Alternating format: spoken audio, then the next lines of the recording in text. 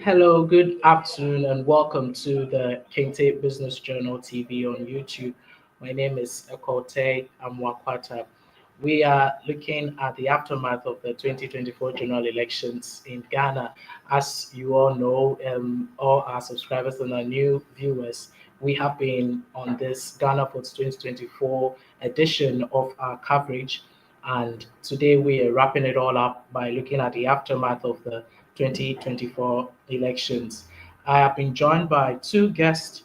I have been joined by Ernestina Ajo Dika, who is a journalist with the Ghana News Agency, as well as Stephen Digwe, who is the team member of the Greater Accra Communications Team of the National Democratic Congress, DNDC. I do not want to waste much time, but we are going to go direct into the conversation this afternoon. So I'd like to bring on my first guest, which is Ernestina. And hello, Ernestina. How are you doing? Hi, I'm doing well. How are you too, Echo? I'm also fine. Thank you very much for making time to join us on the Kente Business Journal this afternoon. So Thanks for you were having me. very busy. Thank you. You were very busy last week during the whole election process in Ghana. And as a journalist myself, I know how tedious it is when elections do come around. Can you please tell us how the experience was as a reporter and what you observed throughout the process? Oh, wow. Thank you. And um, good afternoon to everybody watching us. Thanks for joining us. Um, my experience, I covered the last election as well. So compared to this one, it was a bit smooth. Um, it was not really stressful. The police were very good. They handled the media well. They handled the whole process well. Last 4 years was quite chaotic a bit. I don't know what really account for that, but I think it's because of the way the whole economy is right now, the way the whole country is right now, and what we are facing as a country. So everybody seemed to be vigilant. Everybody seemed to be alert, even though we had a low turnout compared to last year. We had long queues and the pressure was massive. But this year the queues were short. It was as if there was a voter apathy, so a lot of people didn't turn out to vote. Some places that had over 600 people at the end of the election recorded barely 200 voter turnout. So from my experience, it was a bit relaxed, and the collation as well, because last year I spent like 3 days, but this year I spent 2 days. So like I said, maybe because the numbers were not huge, so we didn't spend a lot of time at where I was stationed or where I was positioned compared to other places that we are hearing. I mean, things have just turned um chaotic in other places, but this is my experience, a bit relaxed. Okay. What do you think accounted for the low turnout in the voters? um For Tema, I think it's just Okay, or so to be fair, generally, you were gen- stationed in Tema. You were yes, reporting from Tema. Okay, all right. yes, I reported from Tema. So generally, I think people, it's just the fatigue. People were just tired of this country. Pe- People were just tired of the economy. People were just tired of our leaders, of the government as a whole. Because there was this lady, she was the last person to rush in, and the way she was running in after she voted, I just sought to pick a thought on why she came late and why she was voting. And from her expression, you would realize that she didn't even want to vote. She said she didn't want to vote. She had made up her mind that she wouldn't vote because she was not getting anything from government or the whole economy and everything. So for her to waste her time to come and vote, she wouldn't. And then she said she had a rethink where she was like, okay, even if I don't um even if I don't vote, someone will go and vote and choose a leader for me, which maybe I wouldn't want. So do you get her position? So she didn't want to vote at all, but then she was like she wanted to vote last minute because she felt she also wanted to be in the decision making process. So generally, I think the voter apathy is just fatigue. She also mentioned that and that the politicians, when you vote for them, they would expect you to lay on the floor for them to walk on Yeah, you. That was what she was saying. That yeah. was I what tend she to agree recounted.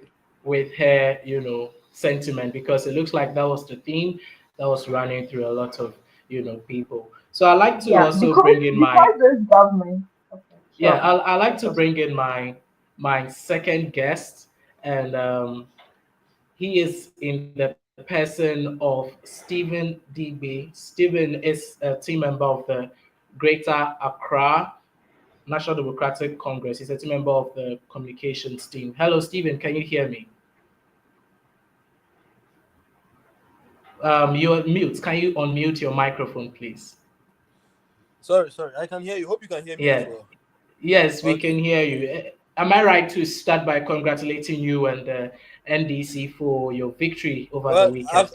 I've seen a lot of friends pour in congratulatory messages here and there. So Mm, um, we'll just accept it like that. all right. So my first Yeah. question to you is: was the NDC expecting this huge margin of victory? Well, I must say, some of us even expected a wider margin. I said it's not because I'm undermining the MPP, but it's about the general mood of the country, the hardship, the economy, how things are not going well. We hammered that for several months. You know, we wanted to make the point. Fourthly, we wanted to be consistent. That so far as or so long as we were concerned, the current government had brought the country to its needs, to its knees. Sorry, um, people cannot make ends meet. Our very currency is too weakened or is too weak. In 2022, we had the highest inflation of 54%, the highest since 1970 or so. Then you have the very first time in our history, a government saying they can't even pay those who they owe. So they are going to do debt restructuring, they are going to renegotiate debts, and so on. Then you have this same government failing to even sympathize with the people. Whenever we complain, the youth organized fix the country, we are told to fix ourselves. You know, and all of these things happen within their second term. The very second term upon which we've cast this verdict, 6 days ago. Then you have the never ending issue of corruption. Corruption here, corruption there.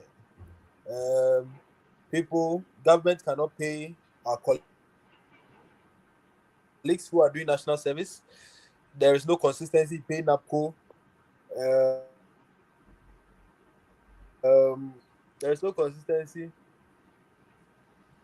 in paying the NAPCO people, but there is money, $58 million to pour into National Cathedral.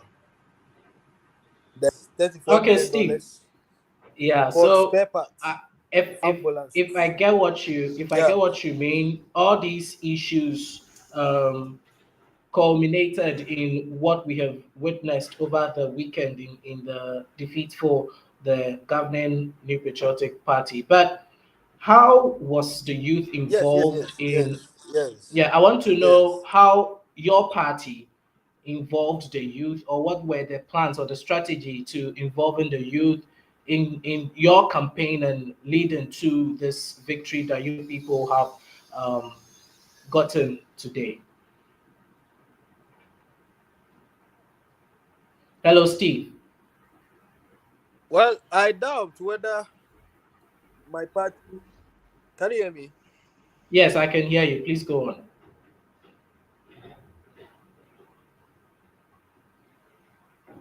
Okay, it looks like we have lost Steve on the line. So I'll go back to Ernestina. Ernestina, if you're still with me, please let's look at how you think the Electoral Commission can address some of the issues that we have witnessed, especially with the collation centers all across the country. Personally, I was in Tema Central and Tema West to witness the collation processes, and I must say, it was quite, discouraging to see how slow things were. So, as a reporter yourself, what are the things you think can be put in place? What does the Electoral Commission need to do right? Okay. So, yeah, like you put it, the collation was really slow, very, very slow. Like, I don't even understand why it was that slow. When the current government has preached digitalization, preached everything that has to do with technology and IT and all that. So, I don't know why they didn't implement that. Everything was being done manually, actually. Sincerely speaking, everything was just being done manually. You get someone mentioning the figures and someone punching it so that they'll get the figures, and then there is someone who will just take it up and project it. That was what they were doing. So that accounted for how slow the whole, collation was. So for me, I think that's, I mean, we are in the 21st century, and now everything comes down to digital, um, faster ways of doing things, which is the Yeah, so even digitalization. not to So cut you, but we realized that even the political parties themselves had alternative machinery to be able to determine the results.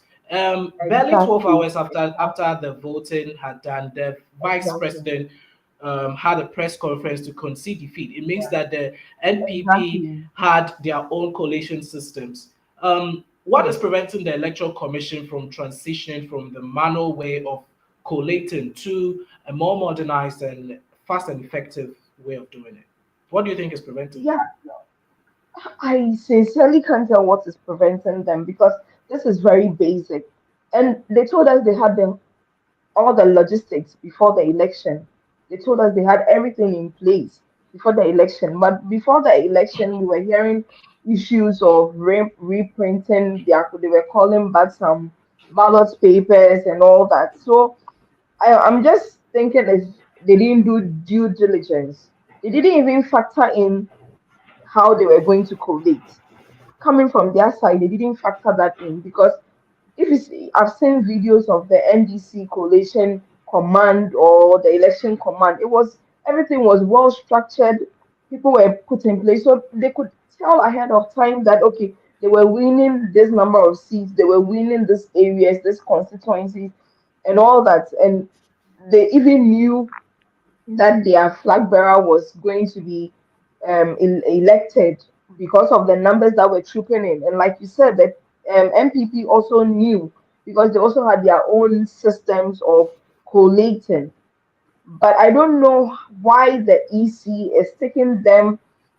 They are at a snail pace to accept digitalization or technology. Because we've come so far and you've been able to bring in the biometrics, which is very good.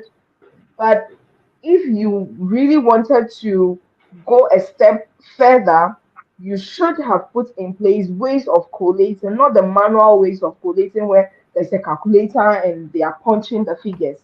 Because if they really wanted Let to me let me find out have, from Steve what he thinks about the whole collation process by the Electoral Commission. so Steve, if you can hear me, what do you think about the way and manner the Electoral Commission handled collation across all constituencies? Hello, Steve. We can't hear you, please. We can't hear you.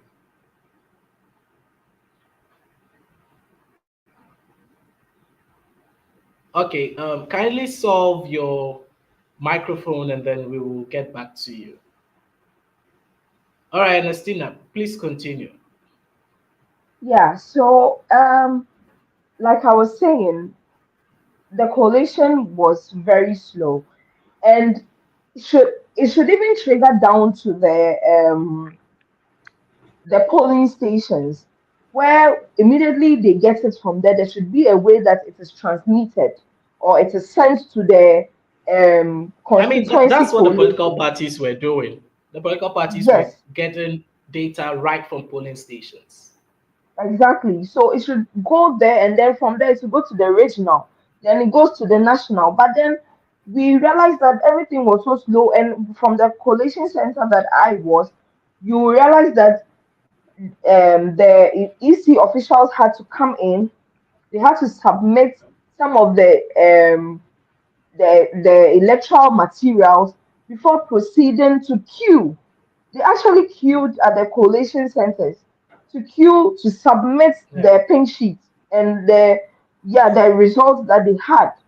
So by the time it would get to the last person, I mean, you would have spent some number of hours. But if there was a process where once you get your figures, even on your way coming, you would have sent the figures already, sent it already, and then they will collate, they will add up everything. And when we come there, it will be easier. You just call the aspirants, and then their party agents there, and then you declare. And I'm sure that particular Saturday would have been done with everything. But on Sunday, even as at 4 p.m., we were still there because they hadn't finished with the collation. So I think EC would want to pick some ideas, some thoughts on how to digitalize their whole collation and how to go about this thing so All that right. you see there was agitation. That's what breeds the Obviously, there's always agitation, tension. There's always tension the by the tension. parties Yes, waiting because for the long political hours. It's parties difficult to have already it. know, they already know. So if you are delaying, then that's where they are asking, what is the problem? Is someone trying to cheat? Is someone trying to steal some figures, steal Yeah. something? So we should be able to curb this by bringing in new ways of doing things, and that's technology, and we are moving forward. We don't need Yeah. this snail pace at all. Yeah. Hopefully, we're going to get an electoral commissioner, I mean, electoral commission official to join us one of these days to help us understand their reasons for using the manual ways of collating. But I think Steve is back. I'd like to add him, and then we see if he can tell us what he thinks the NDC did differently this time around. Steve, if you heard my question, please. Yeah. Can you hear me now? Yes, we can hear you loud and clear. What All did the right. NDC do So differently? yeah. So apart from this, the earlier factors I listed, culminating into the government being a very unpopular. You saw projections by Fitch Solutions. You saw projections by the EIU, Economist Intelligence Unit in the UK, consistently, even several months before the elections, asserting that President Mahama and the NDC was set to win, or were set to win the 2024 general elections. Then you have the party consistently coming under the NDC consistently coming under attack for sometimes failing to collate its own results. And now I have said that these are things that we can get into. It's not always about what people say, it's always about the accusations here and there. But I know that definitely the picture may not be as you and I were being told or as was being alleged. Ultimately, we had a very robust collation system both at the presidential level and then at our various constituencies. Ordinarily, this wasn't supposed to be a problem in the sense that if I, for instance, can be at my police station and I have several colleagues of mine across the other police stations, it's just about being there. Don't forget, we have agents there, we have security teams around. It's just about being there to check the counting. What did the MPP get? What did the NDC get? And then calling my team at the municipal or district office to inform them this is what my parliamentary candidate got. For instance, this is what my presidential candidate got, so that they record it and then do same for the other police stations. In Amasama, for instance, we had about 300 police stations. So you do same for all these police stations, and then the team there can put the numbers together so that at the end of the day, we can know who is winning and so on. So the vigilance was a factor a key factor in the sense that we don't want a situation where any social misfits or miscreants would want to subvert the will of the people, where anyone would want to, prevent Ghanaians from really having a feel of what they intended doing with their terms. So you are going to vote for us, all right, but it is our duty and responsibility to police and then to protect your vote. That is exactly what happened. Then the government had no excuse. Absolutely, they had no duty trying to disrupt internet. I remember that very night of the election, 8 9 p.m. on Saturday. What claims do you, what proof do you have that the government wanted to disrupt internet connection? No, well, so the point I'm even making is they had no option. I mean, they couldn't do that because first of all, it would be too obvious. Secondly, then you remember that the NDC was also in power for 8 years and then did not supervise any such thing for the for which reason they also had their time, for which reason they had their victory at the time in 2016. So I'm trying to say that I don't have any evidence to suggest that they attempted doing that, but I'm even saying that that couldn't have been on the plate at all. That couldn't have been contemplated at all because All right. Ghanaians are definitely going to see through it. So what we did this time was, don't forget that he who feels it knows it. The very people know the very condition they are going through. They know how the system is for them. They know how their economy is doing. So aside from that, it's our responsibility to drum home the point that all they were passing through was as a result of the ineptitude and then indifference of the Akufo-Addo Bawumia Napo MPP Kennedy Japan government, for which reason Okay, so Ghanaians couldn't sorry, take I'm any not shit. cutting you. I want us to go back to my earlier question, which you were answering before the sound got disrupted. What strategies did the NDC use in involving young people in their campaign? Yeah, so I even doubt whether it was a deliberate thing to involve young people because I've never seen any such. Yes, we have a national youth organizer, Pablo. He has been there himself, a political activist from the University of Ghana, having been appointed DC at the age of 26, 26, 27. Honorable Ablakwa being appointed deputy minister at the age of 28 in 2009. Then you have Standogbe and all those people. You have John Jidapo. You have Sam George. You have, there's one person, I'm going to remember his name. Then you have all these people having the young at heart because they came from that background. Then young people, I must say, took over the campaign.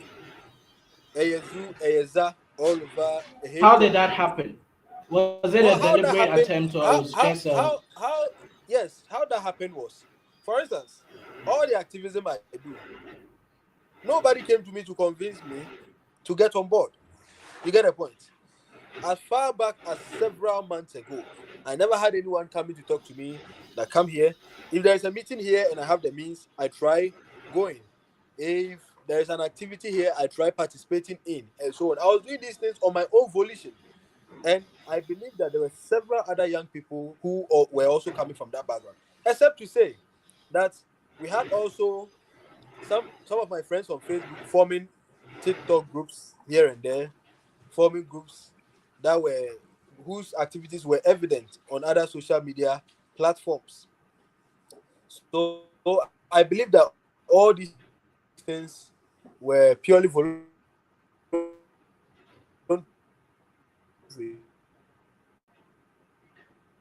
okay? All right, I think we're losing Steve. But Ernestine, I'd like to bring you in. What do you think worked for the NDC? What didn't work for the NPP in these elections? Yeah. For the MDC, I think they put themselves in everyone's shoes. The very ordinary citizen. They put themselves in our shoes. They felt what we were feeling because this couple of, I think from 2022. That's why we began feeling the brunt of the bad economy. So um, I mean, that was they when the felt, inflation happened. So yes, yes, and everyone felt it. And I think the people were telling the NPP something, but they chose not to listen. So we tell you that we don't want e-levy, you bring it. We tell you we don't want the betting tax, you bring it. We tell you we prefer these things to, we want basic health care, we want some basic things. The cost of tomatoes, yam, were skyrocketing. We were telling you that, you were telling us, no, we are lying. So you've brought your own people, you stationed them at the Ministry of Agriculture, so we should go and buy it. How many people can go there? Even the transportation you take from your house to that place, if you add it to the cost of the yam, you even buy it at the nearest market. So it wasn't making sense. And that was what the NDC leveraged on. That was the campaign messages they were drumming home to the young people, to the very least person, that, oh, we hear you, we feel you, we know what is going on. So when you just give us the mantle, just give us the vote of confidence, we are going to change things. We are going to do this for you. We are bringing the 24-hour economy. See, for some time now, people have not been working. There are no jobs, and people have families, people have friends. How are they going to take care of their family members when they do not have any jobs that can bring them money? And NBC is telling you that we are coming with a 24-hour economy. Even though a lot of Ghanaians do, they, at a point they didn't even know what it was. The NPP were saying, explain what the 24-hour economy is. Explain it to us. They said, no, we are bringing 24-hour economy. But the NPP chose that explain. So they had a strategy to feel what the people were feeling, to just, just humble themselves and listen. And for the MPP, what didn't work for them was, I think it stems from their own party, from their own internal issues, because they had one person coming out um of their high ranks after the primaries to form his own party, and that also broke a lot of trust in some people, especially when that particular person, and I'm talking about Alan Tremantin, who had, he has his own fan base, even though it will not be strong. But once you are able to break him and break his spirit, and he's able to leave, he's living a part of him. He's living a part. He's living with a part of the party, some people who are loyal to him. So it broke their base. So it started from there. And then, like I mentioned, the arrogance of the party was becoming too much, and people were just tired because they were not being humble enough to listen to the plight of the people, to feel what they were feeling. And also, the whole cathedral thing, people didn't get it. People just didn't get it, but they were still pumping in money and still asking the very people who were finding it very difficult to feed to contribute to building a cathedral. And it wasn't making sense. The impunity was becoming too much. You campaign on the message of you not do family and friends, but at the end of the day, you brought in your own family and your own friends to come and be heading some institutions, and it was the same thing you were accusing the then Mahama government about. So why would you come and do worse? So people were seeing through a yeah, lot of their acts, and everything just broke okay, after the 2020, 2020 elections. From 2021, we were beginning to see the real, NPP governments for who they really were. And for last one was the finance minister. We were telling you to reshuffle, because the finance minister wasn't doing anything. You were not seeing what he was doing, his works, but you still chose to keep him at post till the very last minute when DDP had come in, when the the pensioners. They've saved all their lives, and you just come and mess up with their money. They were not going to forgive you. So yeah, I Yeah. think those were the things that didn't work for the NPP as compared to the NDC. Okay. So, is it safe to say that we are witnessing a new generation of non-loyalist voters in Ghana? I wouldn't say it's a new generation of non-loyalists, but I think, like Akufo-Addo said in his inaugural speech, we should be citizens and not spectators. So a lot of us are choosing not to be spectators, but citizens, because if you have citizens who will go the long haul with you, you're supposed to carry them at your back. But if they are giving you their trust and you are not holding your own end of the bargain, at the end of the day, it's the ballot box, the tampering, the vote that will tell. And that is what a lot of people did. And you could see by the margin and by the votes and by the turnout that a lot of people were disgruntled. A lot of people were disgruntled, and you couldn't buy their trust back by just um, inaugurating or commissioning projects at the last minute, that you have done this, you've done that, agenda 111 and all that. It wasn't going to wash. And even your almighty free SHS wasn't going to wash, because see, you take your ward to school. At the end of the day, what money are you putting in the pockets of your ward to go to the school, even though it is free? But you will not just go and sit down in the school and then you are taught. You have to feed. You need transportation to go to school. And parents Yeah, were I feeling I that. asked that question because we have witnessed, you and I have witnessed a lot of incidences of vote buying. We've witnessed how politicians try so much to induce people's decision to at the last minute distributing hairdressers, dryers, Yeah. phones, in fact, money, whatever they can do to get people to vote for them. People still took all of these things, but they did not vote. Exactly. That is why I asked Exactly. that question because it's like a Yeah, that's why I'm generation. Let me saying that. say, Yeah, yeah, sure. No, please go it's ahead. like okay. So we know that there was a generation where people were so seriously Very clinged to the loyal. NDC and then Or NPP. the Yes, but now the young people that are coming, a lot of them voted in 2016, and a lot of them voted for the NPP. A lot of them also Mm-hmm. voted this time around and changed their votes for the NDC. That is why I'm Yeah. asking because we have seen how hard the politicians have tried. It's not like they did not try. They tried to get people to vote for them, but just didn't Mm-hmm. change the minds of the people. Yeah. So that's what I'm saying, that people were feeling it. It's not about being loyal. See, if you really want to stay loyal to someone, and at the end of the day, you tell him, Kofi Jai, Kofi stop, and he's still doing that. Won't you get tired at some point? You will break down.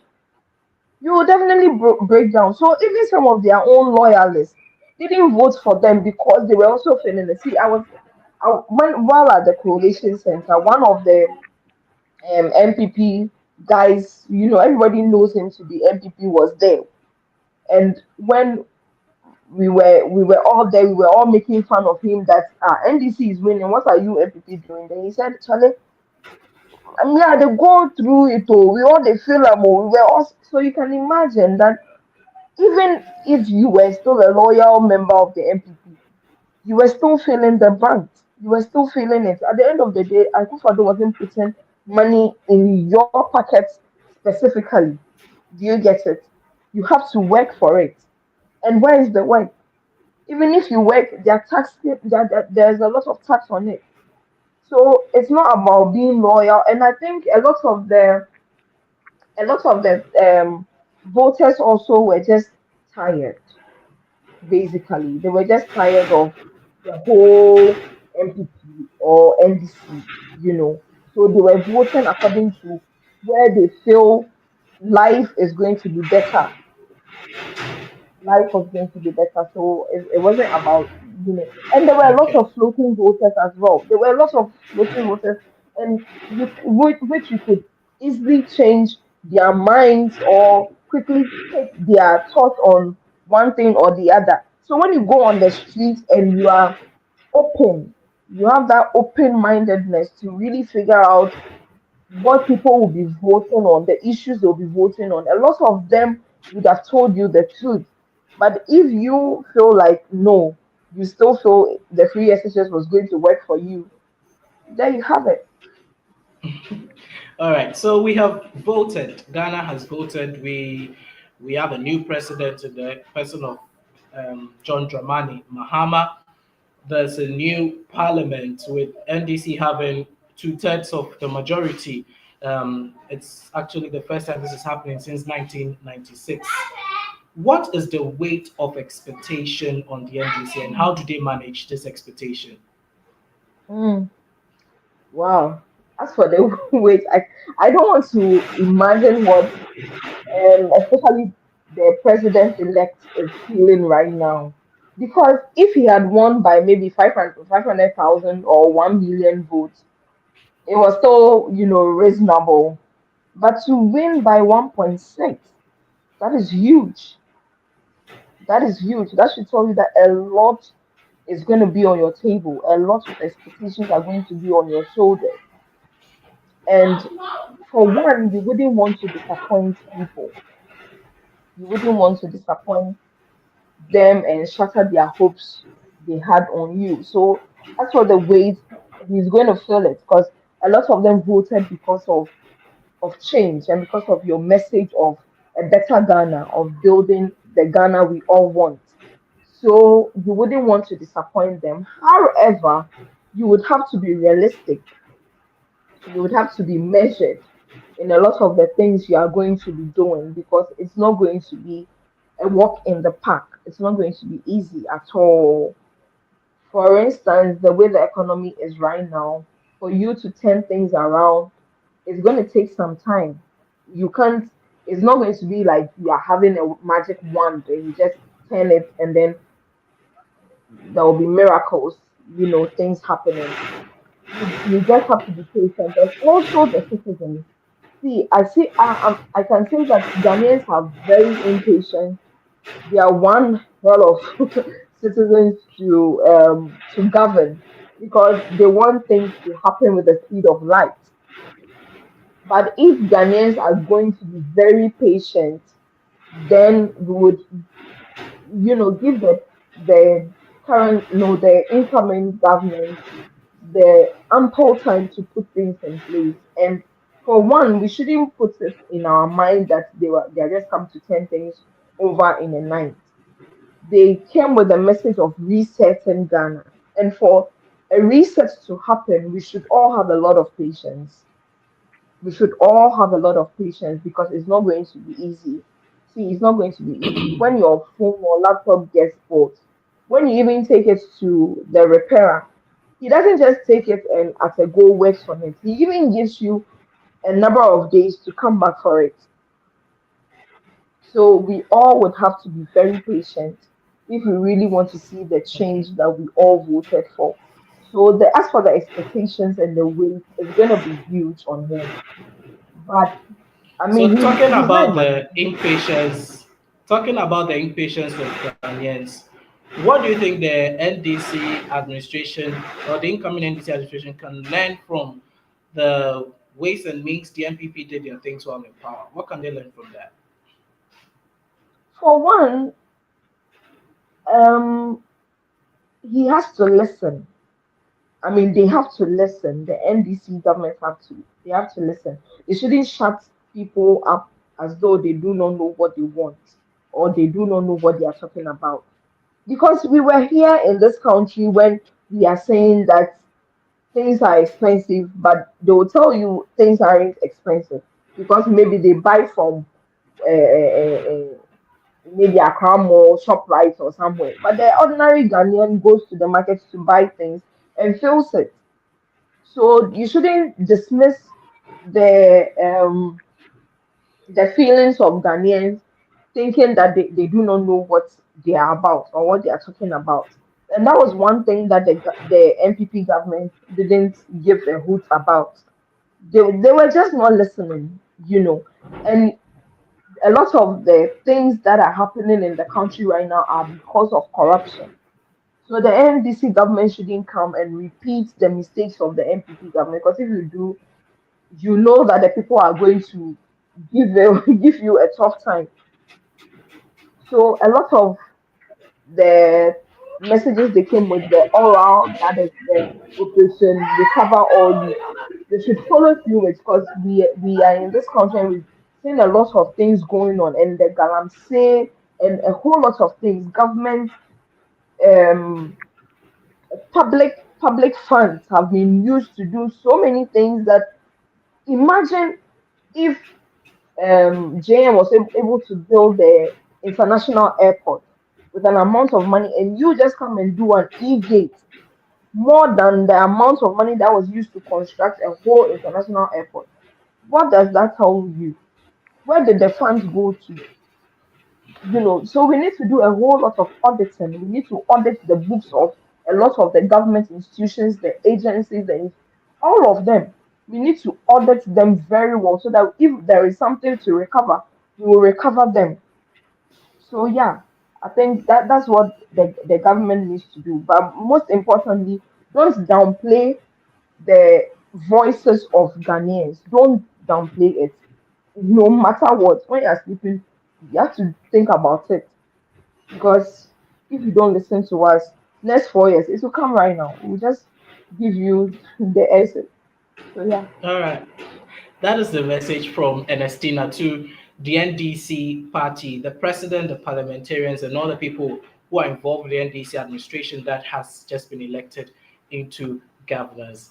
Thank you so much for joining us on our discussion. We've been talking about the aftermath of the 2024 presidential elections in Ghana. I was joined by Ernestina Ajo Dika, who is a reporter with the Ghana News Agency, as well as Stephen Dibe, who is a member of the NDC communications team in the Greater Accra region.